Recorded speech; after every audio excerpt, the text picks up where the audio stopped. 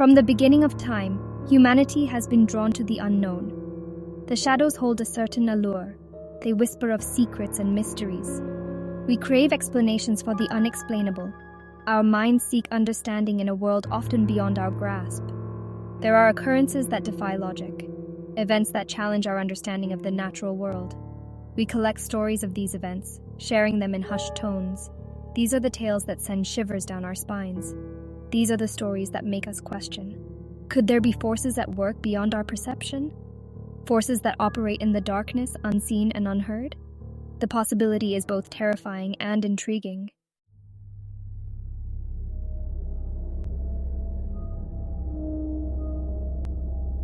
One such force, whispered about for centuries, is black magic. It is a concept that inspires fear and fascination in equal measure. Black magic is often depicted as a malevolent power, a force used to manipulate and control, to inflict harm and suffering.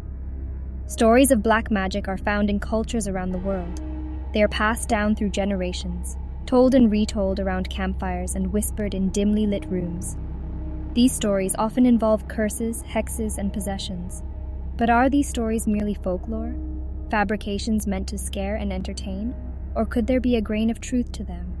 Could there be individuals who possess the knowledge and ability to harness dark forces? The possibility is unsettling. It forces us to confront the unknown. It challenges us to consider the existence of a reality beyond our comprehension. A reality where the line between the natural and the supernatural is blurred.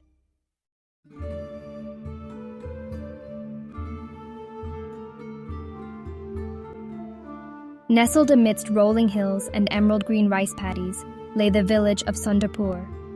It was a place where life unfolded at a leisurely pace.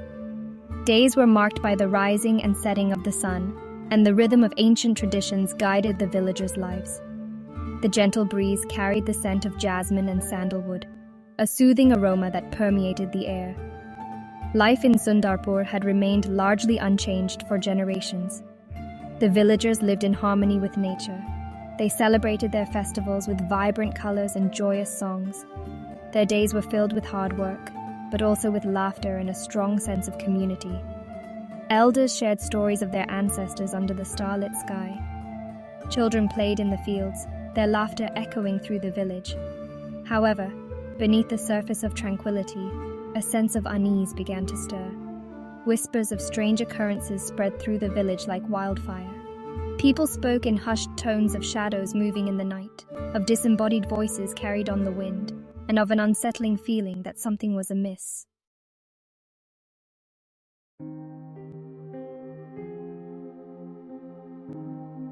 In the heart of Sundarpur lived a family known for their kindness and piety.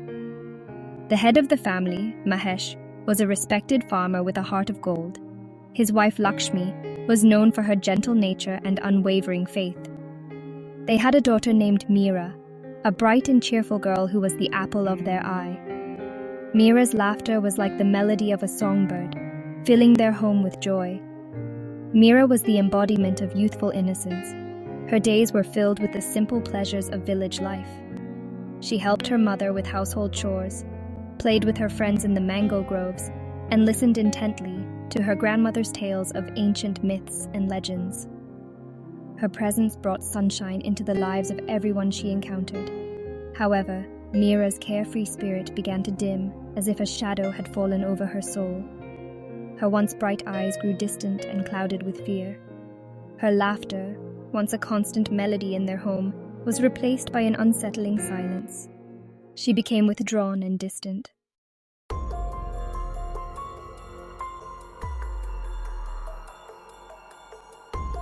At first, her parents dismissed her strange behavior as a passing phase.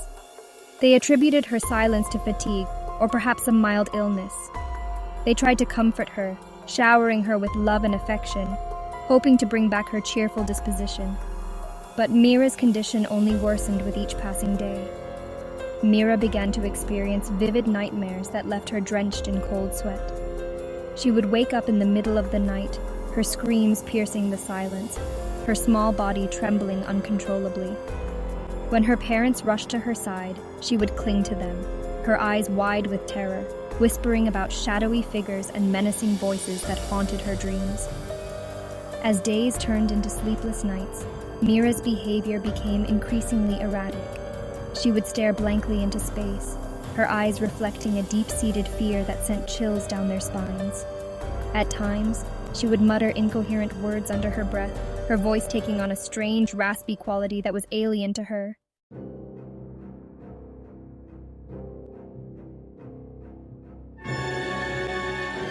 Then came the day when Meera's strange behavior took a truly terrifying turn. She began to speak in a voice that was not her own, a deep, guttural voice that sent shivers down the spines of all who heard it. The words that escaped her lips were chilling pronouncements of doom and despair, pronouncements that seemed to originate from a realm beyond human comprehension. One evening, as the sun began its descent, casting long shadows across the village, Meera's parents witnessed something that would forever be etched into their memories. Meera, their beloved daughter, began to levitate. Her small body rose slowly from the ground, as if lifted by an invisible force. Fear gripped their hearts like a vice. This was beyond anything they could comprehend. Their daughter, their precious Meera, was in the clutches of something dark and sinister. The villagers, drawn by Meera's screams and the commotion, gathered outside the house, their faces a mixture of fear and concern. Word spread like wildfire that something evil had befallen the family.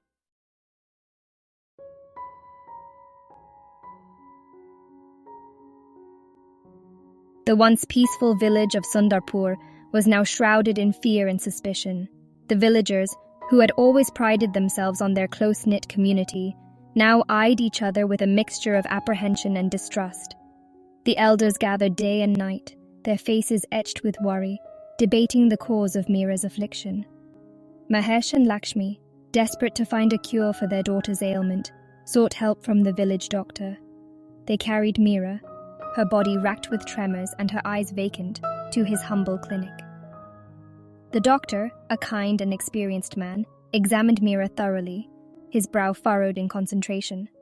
He checked her temperature, listened to her heartbeat, and ran a series of tests, but found nothing physically wrong with her. His medical expertise failed to provide any explanation for Meera's bizarre behavior and deteriorating condition. The doctor, though hesitant to admit defeat, could offer no cure for what ailed young Meera. The doctor's inability to diagnose Meera's condition only deepened the mystery surrounding her ailment. The villagers, now convinced that Meera was under the influence of a malevolent force, began to whisper about curses and black magic. Fear, like a venomous serpent, slithered through the heart of Sundarpur, poisoning the once tranquil atmosphere. The weight of whispers pressed heavily on Mahesh and Lakshmi. Their beloved daughter, once joyful, was now tormented. Villagers urged them to seek help from a wise woman. Torn between skepticism and desperation, they sought her out. The old woman lived in a small dilapidated hut on the outskirts of the village. The thatch roof sagged under the weight of time, and the walls were crumbling. Mahesh and Lakshmi approached the hut with a mixture of trepidation and hope. As they stood outside, the old woman emerged. Her face, a roadmap of wrinkles, held a knowing look. Without a word, she beckoned them inside. The interior was dark and smoky, lit by a single oil lamp. Mahesh and Lakshmi felt a shiver run down their spines.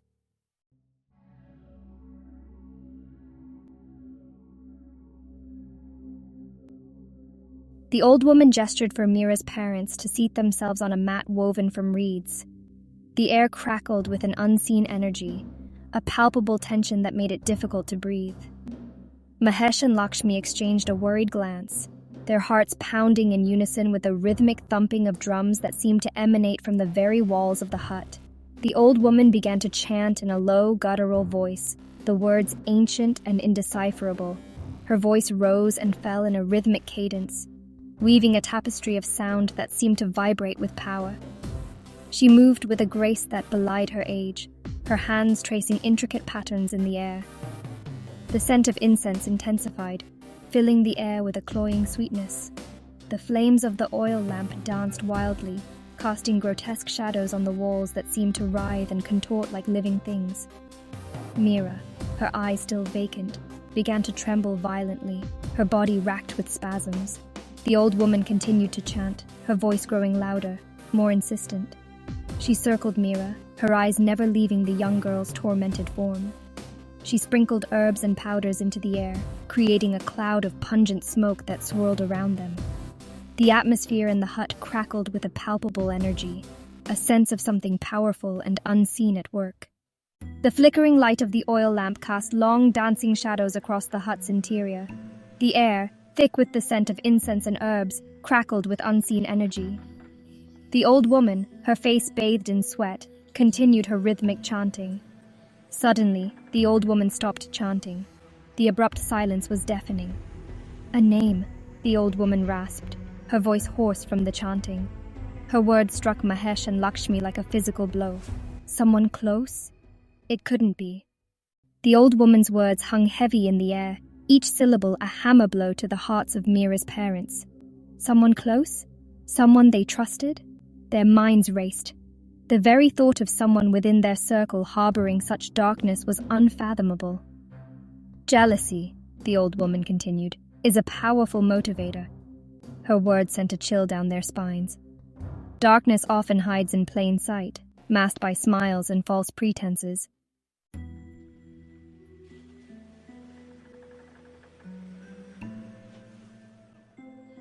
As the old woman spoke, a horrifying narrative unfolded.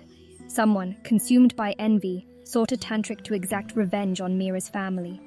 The Tantric, a master manipulator of dark forces, agreed to help. He invoked dark entities, binding them to Meera's soul. These entities fed off negative emotions, driving Meera towards madness. Mahesh and Lakshmi listened in horror, realizing their daughter was trapped in dark magic.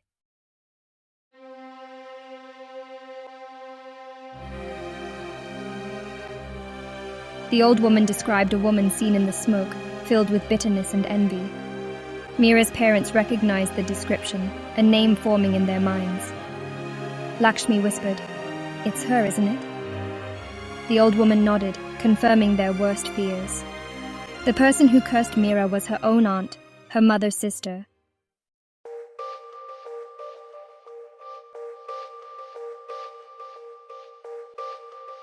The revelation divided the village of Sundarpur. Some refused to believe the accusations against Meera's aunt. Others believed the old woman's vision, citing Meera's suffering as evidence. The village elders convened an emergency meeting. They decided to place Meera's aunt under house arrest until the truth could be determined.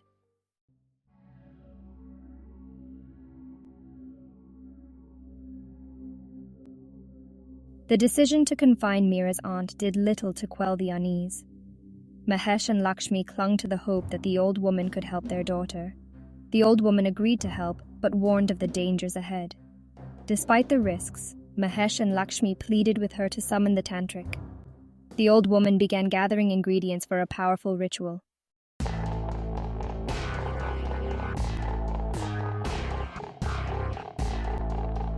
As dusk descended, the old woman began the ritual. Meera lay on a straw mat, her body racked with tremors.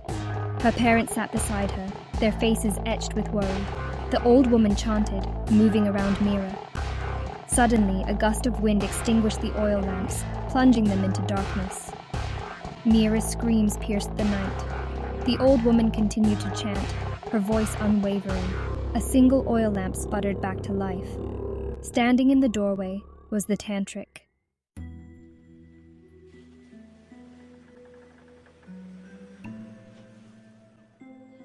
The Tantric's appearance sent a shiver of fear through the gathering. He was a tall, gaunt figure, draped in dark robes. His eyes held an ancient wisdom. The old woman stood her ground, a silent battle of wills raging. The Tantric rasped, "You have summoned me, why?" The old woman retorted, "You have woven a web of darkness around this child. Break it." The Tantric laughed harshly, "You overestimate your power."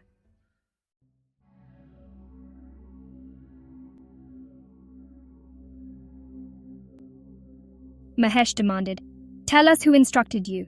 The Tantric hissed, "You dare question me?" He continued, "The one who sought my services acted out of twisted love." The old woman scoffed, "Love? To inflict such suffering?" The Tantric hesitated, a seed of doubt planted.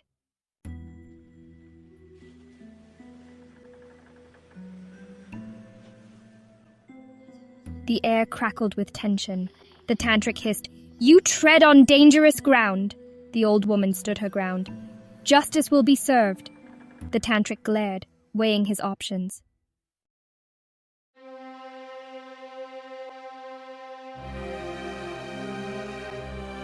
The Tantric sighed, raising his hands. "I will break the chains that bind the girl." Meera arched her back, screaming. Mahesh and Lakshmi rushed to her side. The Tantric continued his chant. Meera went limp, her body collapsing onto the mat. The Tantric lowered his hands, his eyes fixed on Meera. The old woman moved cautiously towards Meera. She placed a hand on the young girl's forehead. Meera's skin was now cool to the touch. The old woman let out a sigh of relief. Meera stirred, her eyelids fluttering open. Her parents leaned over her, faces etched with relief and concern. The Tantric, his task complete, turned to leave. But be warned, the scars of dark magic run deep. And with that, he stepped out into the night. A fragile peace settled over the hut. The oil lamp flickered, casting dancing shadows on the walls of the hut. Meera rested in her mother's arms, her breathing calm and steady. Mahesh and Lakshmi watched over their daughter, eyes filled with relief and fear. The old woman began to dismantle the remnants of the ritual. Even in her weariness, there was a strength in her. She glanced at Meera, now sleeping peacefully.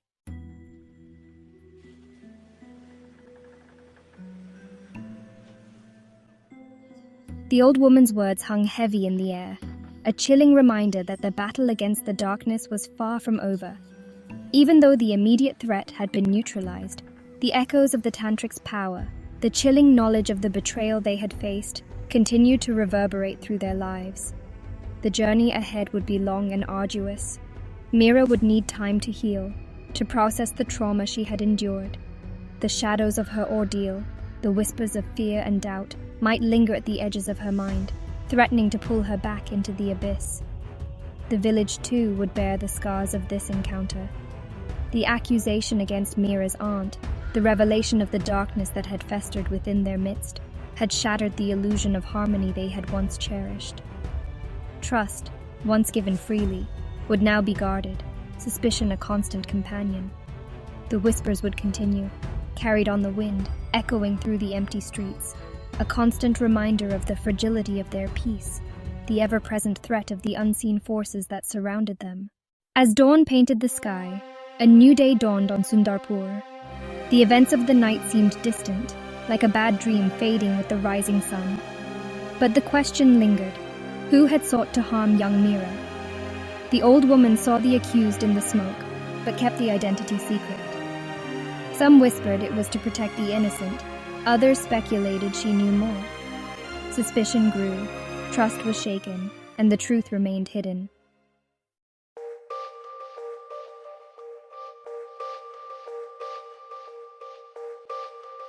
And so, dear viewers, we come to the end of our tale. A tale spun from shadows and whispers, from the age-old fear of the unknown, from the darkness that resides in the human heart. We have journeyed together to the village of Sundarpur, witnessed the terrifying power of black magic, and felt the pain of betrayal and the resilience of the human spirit. But the story does not end here.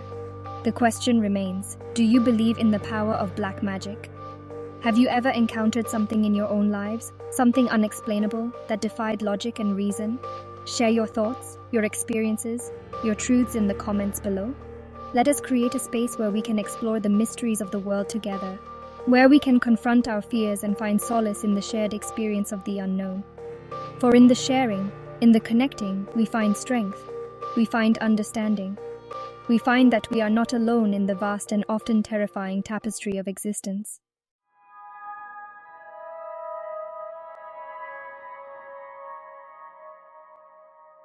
Thank you for joining me on this journey into the heart of darkness. Remember to like this video if you found it intriguing, subscribe to my channel for more explorations of the unexplained, and hit the notification bell so you never miss an update. Until next time, stay curious, stay safe, and never underestimate the power of the unseen world.